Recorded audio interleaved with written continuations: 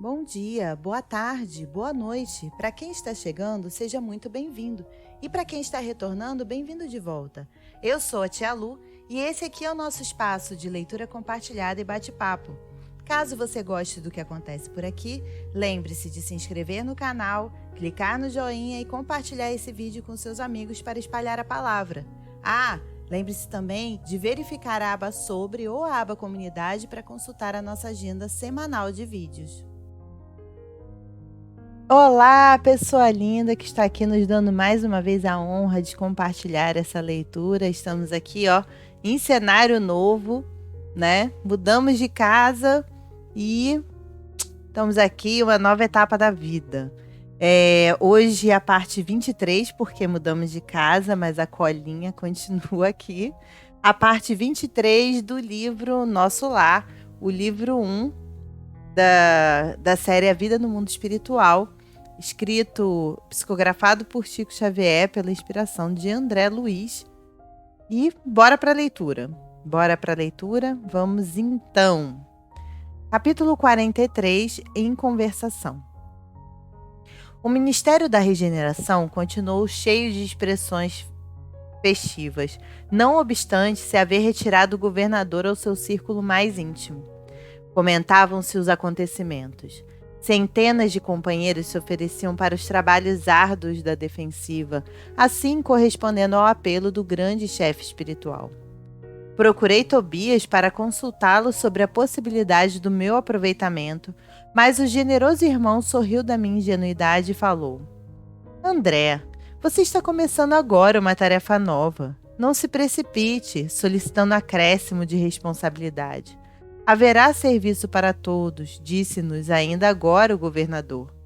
Não se esqueça de que as nossas câmaras de retificação constituem núcleos de esforço ativo dia e noite. Não se aflija. Recorde que 30.000 servidores vão ser convocados para a vigilância permanente. Destarte na retaguarda, serão muito grandes os claros a preencher. Identificando meu desapontamento, o bondoso companheiro bem-humorado acentuou depois de ligeira pausa. Contente-se com a matrícula na escola contra o medo. Creia que isso lhe fará enorme bem. Nesse ínterim, recebi grande abraço de Lísias, que integrara na festa a deputação do Ministério do Auxílio. Com a licença de Tobias, retirei-me em companhia de Lísias para gozar de palestra mais íntima. Conhece você, indagou ele, o ministro Benevenuto aqui na Regeneração, o mesmo que chegou anteontem da Polônia? Não tenho esse prazer. Vamos ao seu encontro, replicou Lísias, envolvendo-me nas vibrações do seu imenso carinho fraterno. Há muito que tenho a honra de incluí-lo no círculo das minhas relações pessoais. Daí a momentos estávamos no grande recinto verde consagrado aos trabalhadores desse ministro da Regeneração, que eu apenas conhecia de vista. Numerosos grupos de visitantes permutavam ideias sob as copas das grandes árvores. Lísias conduziu-me ao núcleo maior, onde Benevenuto trocava impressões com diversos amigos, apresentando-me com generosas palavras. O ministro acolheu-me cortês, admitindo-me na sua roda com extrema bondade. A conversação continuou nos rumos naturais e notei que se discutia a situação da esfera terrestre. Muito doloroso o quadro que vimos, comentava Benevenuto em tom grave. Habituados ao serviço da paz na América, nenhum de nós imaginava o que fosse o trabalho de socorro espiritual nos campos da Polônia. Tudo obscuro, tudo difícil.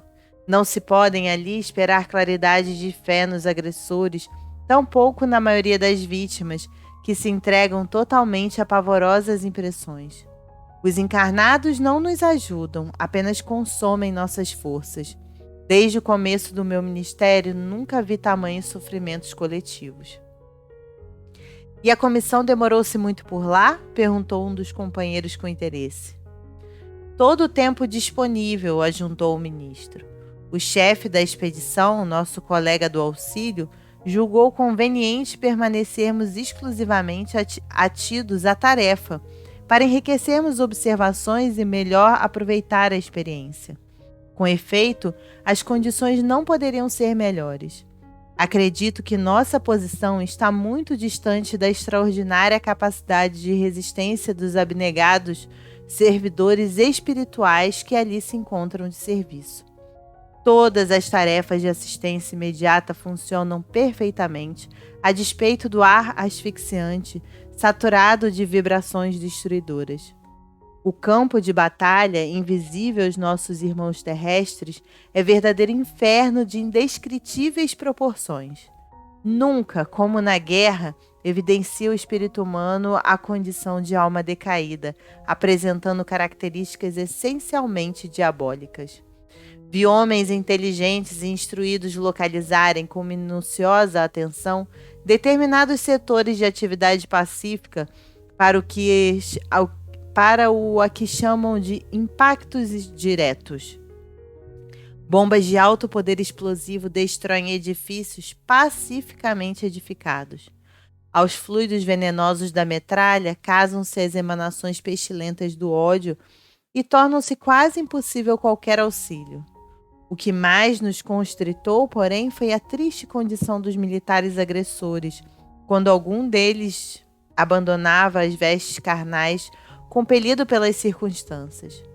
Dominados, na maioria, por forças tenebrosas, fugiam dos espíritos missionários, chamando-lhes a todos fantasmas da cruz. E não eram recolhidos para esclarecimento justo? Inquiriu alguém, interrompendo o narrador. Benevenuto esboçou um gesto significativo e respondeu: será sempre possível atender aos loucos pacíficos no lar, mas que remédio se reservará aos loucos furiosos, senão o hospício? Não havia outro recurso para tais criaturas senão deixá-las nos precipícios das trevas, onde serão naturalmente compelidas a reajustar-se, dando ensejo a pensamentos dignos. É razoável, portanto, que as missões de auxílio recolham apenas os predispostos a receber o socorro elevado. Os espetáculos entrevistos foram, portanto, demasiadamente dolorosos por muitas razões. Valendo-se de ligeiro intervalo, outro companheiro opinou: é quase incrível que a Europa, com tantos patrimônios culturais, se tenha abalançado a semelhante calamidade. Falta de preparação religiosa, meus amigos, definiu o ministro com expressiva inflexão de voz. Não basta o homem a inteligência apurada, é-lhe necessário iluminar raciocínios para a vida eterna.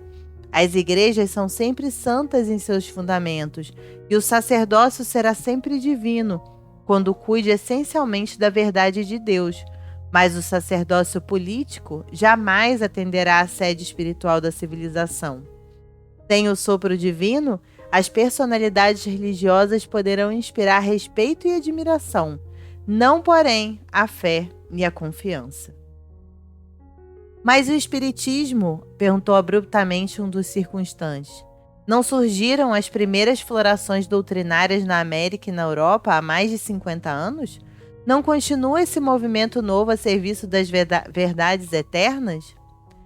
Benevenuto sorriu, esboçou um gesto extremamente significativo e acrescentou: o Espiritismo é a nossa grande esperança e, por todos os títulos, é o consolador da humanidade encarnada, mas a nossa marcha ainda é muito lenta.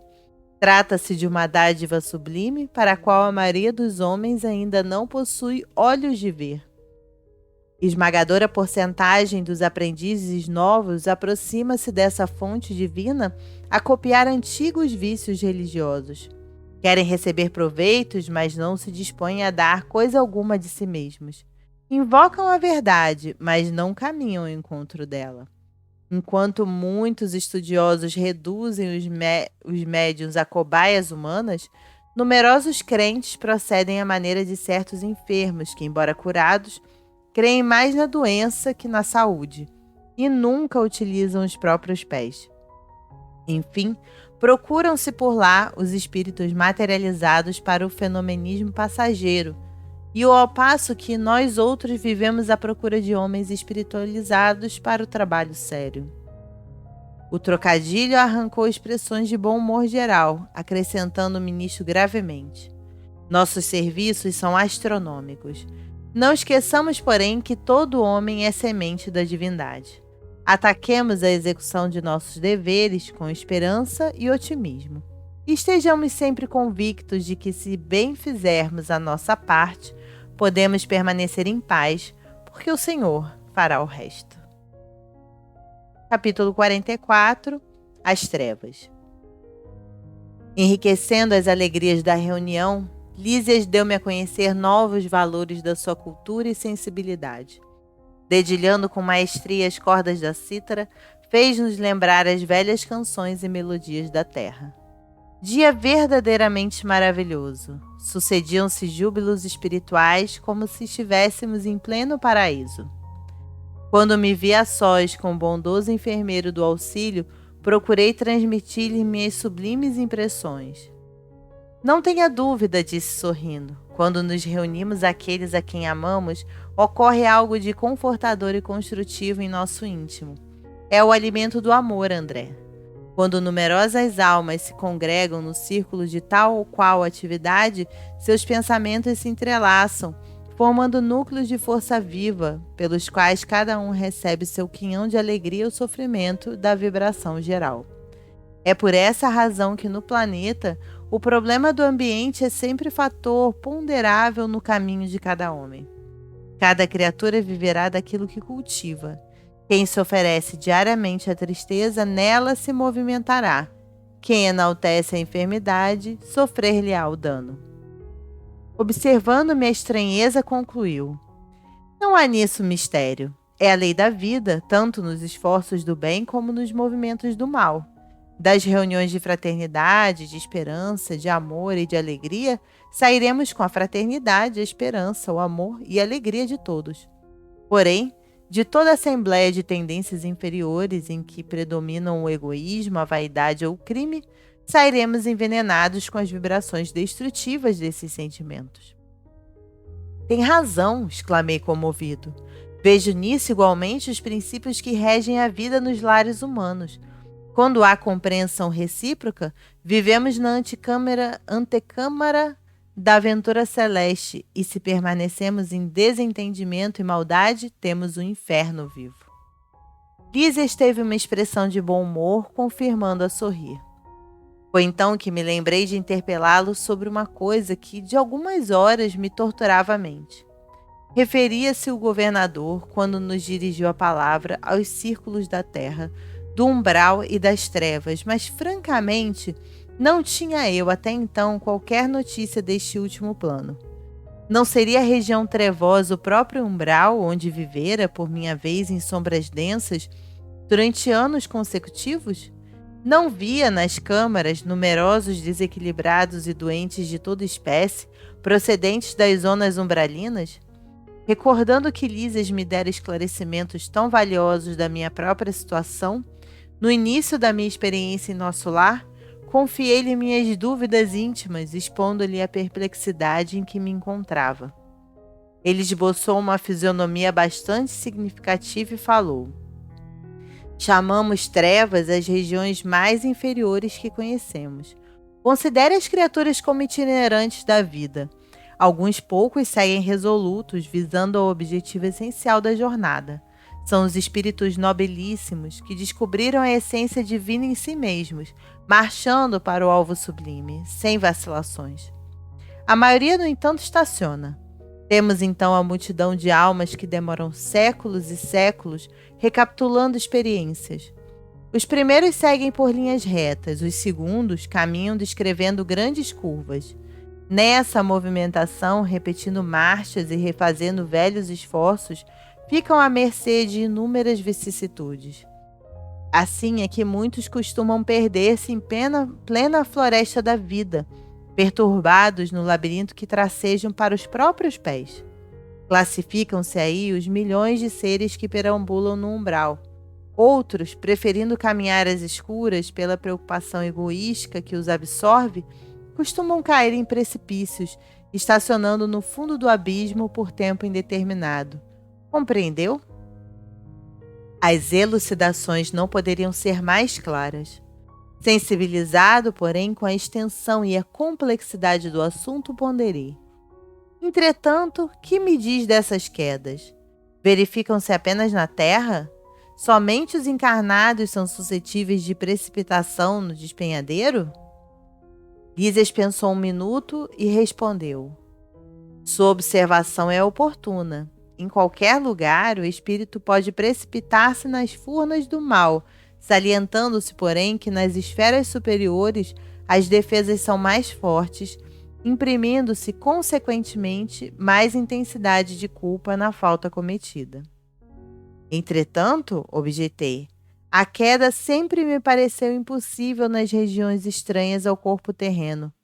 O ambiente divino, o conhecimento da verdade, o auxílio superior figuravam-se-me antídotos infalíveis ao veneno da vaidade e da tentação. O companheiro sorriu e obtemperou. O problema da tentação é mais complexo. As paisagens do planeta terrestre estão cheias de ambiente divino, conhecimento da verdade e auxílio superior. Não são poucos os que compartem ali de batalhas destruidoras entre as árvores acolhedoras e os campos primaveris. Muitos cometem homicídios ao luar, insensíveis à profunda sugestão das estrelas. Outros exploram os mais fracos, ouvindo elevadas revelações da verdade superior. Não faltam na Terra paisagens e expressões essencialmente divinas. As palavras do enfermeiro calavam-me fundo no espírito. De fato, em geral, os guerreiros estimam a destruição na primavera e no estio, quando a natureza estende no solo e no firmamento maravilhas de cor, perfume e luz. Os latrocínios e homicídios são praticados de preferência à noite, quando a lua e as estrelas enchem o planeta de poesia divina. A maioria dos verdugos da humanidade constitui-se de homens eminentemente cultos que desprezam a inspiração divina. Renovando minha concepção referente à queda espiritual, acrescentei: contudo, Lísias, poderá você dar-me uma ideia da localização dessa zona de trevas? Se o umbral está ligado à mente humana, onde ficará semelhante lugar de sofrimento e pavor? Há esferas de vida em toda parte, disse ele solícito. O vácuo sempre há de ser mera imagem literária. Em tudo há energias viventes e cada espécie de seres funciona em determinada zona da vida. Depois de pequeno intervalo em que me pareceu meditar profundamente, continuou. Naturalmente, como aconteceu a nós outros, você situou como região de existência, além da morte do corpo, apenas os círculos a se iniciarem da superfície do globo para cima, esquecido do nível para baixo. A vida, contudo, palpita na profundeza dos mares e no âmago da terra. Além disso, há princípios de gravitação para o espírito, como se dá com os corpos materiais. A terra não é somente o campo que podemos ferir ou menosprezar a nosso bel prazer. É organização viva, possuidora de certas leis que nos escravizarão ou libertarão, segundo nossas obras. É claro que a alma esmagada de culpas não poderá subir à tona do lago maravilhoso da vida. Resumindo, devo lembrar que as aves livres ascendem às alturas, as que se embaraçam no cipoal sentem-se tolhidas no voo, e as que se prendem a peso considerável são meras escravas do desconhecido. Percebe? Lísias, porém, não precisaria fazer-me esta pergunta. Avaliei de pronto o quadro imenso de lutas purificadoras a desenhar-se ante meus olhos espirituais nas zonas mais baixas da existência. Como alguém que precisa ponderar bastante para exprimir-se, o companheiro pensou e concluiu. Qual acontece a nós outros que trazemos em nosso íntimo o superior e o inferior, também o planeta traz em si expressões altas e baixas, com que corrige o culpado e dá passagem ao triunfador para a vida eterna. Você sabe, como médico humano, que há elementos no cérebro do homem que lhe presidem o senso diretivo. Hoje, porém, reconhece que esses elementos não são propriamente físicos, e sim espirituais na essência. Quem estime viver exclusivamente nas sombras, embotará o sentido divino da direção. Não será demais, portanto, que se precipite nas trevas, porque o abismo atrai o abismo e cada um de nós chegará ao local para onde esteja dirigindo os próprios passos. E assim a gente termina a nossa leitura de hoje. Espero que vocês estejam gostando. Lembrando que aqui embaixo tem os meus links para as minhas redes sociais. Também tem os links para adquirir o livro na Amazon, tanto a versão física quanto a versão digital. E aqui em cima tem um cardzinho, ó, aqui com a playlist do livro Nosso Lar. Caso você tenha perdido alguns outros trechos ou os anteriores, se você está chegando aqui agora. Então, é isso. Você pode clicar aqui e assistir todos, se você quiser rever também, tá bom? E é aquilo. Caso você esteja gostando, não deixe de dar o seu like e compartilhar com os seus amigos, tá bom? Aquele likezinho que ajuda muito e que não custa nada, tá bom? Um beijo para vocês. Até o próximo vídeo e tchau. Tchau!